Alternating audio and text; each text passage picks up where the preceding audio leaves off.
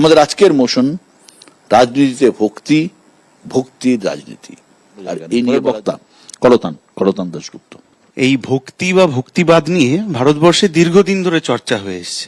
অনেক বড় বড় মানুষজন ভক্তিবাদ কি, সেটা কিভাবে প্রসার লাভ করে, সেই নিয়ে চর্চা করেছেন, ভবিষ্যতেও হবে।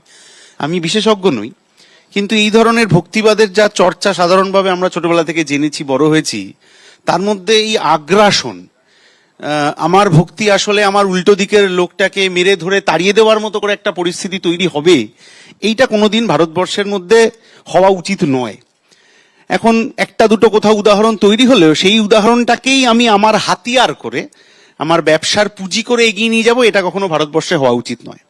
দেশের মানুষ ধর্ম পালন করবেন, তার নিজের পছন্দ মতো ধর্ম পালন করবেন, কিন্তু কোনো ধর্ম তার যারা পালন করেন ইত্যাদি, তারা ওই আগ্রাসন থেকে, ওই পাল্টা আক্রমণের কথা বলেন কিনা অন্তত আমি ছোটবেলা থেকে দেখিনি। আমার মা ধর্ম পালন করতেন, এখনো করেন, কিন্তু কোনোদিন তার মুখ থেকে বা আমার আশেপাশে পরিবার পরিজনে যা দেখেছি, আগ্রাসন, আক্রমণ, পাল্টা তেড়ে যাওয়া, চিহ্নিত করে দেওয়া, আমার জামা, আমার প্যান্ট, আমার ইত্যাদি দিয়ে চিহ্নিত করা যে ও তাহলে ওর ভক্তিটা ওদিকে, তাহলে ওকে অমুক জায়গায় পৌঁছাতে হবে।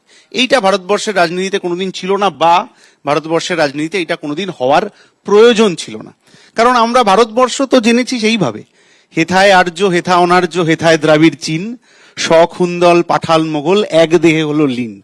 দিবে আর নিবে, কোটি কোটি মানুষ তার ধর্ম পালন করবেন, কিন্তু আমরা বিশ্বাস করি, আমি যে রাজনীতির সাথে যুক্ত, সেই রাজনীতিতেও আমরা এটা জেনেছি, এটা শিখেছি, এইভাবে বড় হয়েছি যে রাষ্ট্রের কোনো ধর্ম থাকতে নেই আসলে। কারণ রাষ্ট্র একটা নির্দিষ্ট ধর্মের পক্ষে দাঁড়িয়ে গেলে অন্য ধর্ম তারা নিজেদেরকে লেফট আউট মনে করতে পারে। ফলে আমি যখন রাষ্ট্রের মাথায় গিয়ে বসেছি, তখন আমার ধর্ম আমার কাছে থাকবে, কিন্তু রাষ্ট্র হিসেবে আমার ধর্মটা যদি ছড়িয়ে যায় বা তার প্রচারের আমি ব্যবস্থা করি, তাহলে বাড়তি সমস্যা তৈরি হতে পারে। কি চমৎকার হতো যদি কোনো একদিন ওরকম হেলিকপ্টার থেকে ওই রকম গোলাপের পাপড়ি কি আবির ছড়িয়ে পড়ছে, ভারতবর্ষের যাবতীয় খেলোয়াড়, শিল্পপতি, সিনেমা চলচ্চিত্র অভিনেত্রীরা হাজারে হাজারে লাখে লাখে উপস্থিত হচ্ছেন, সেল তুলছেন, যে আসলে একটা কারখানার দরজা ফিতে কেটে উদ্বোধন হচ্ছে। এই রকম একটা দিন ভারতবর্ষে আসুক, এটা আমি চাই, জাতি ধর্ম নির্বিশেষে চাই।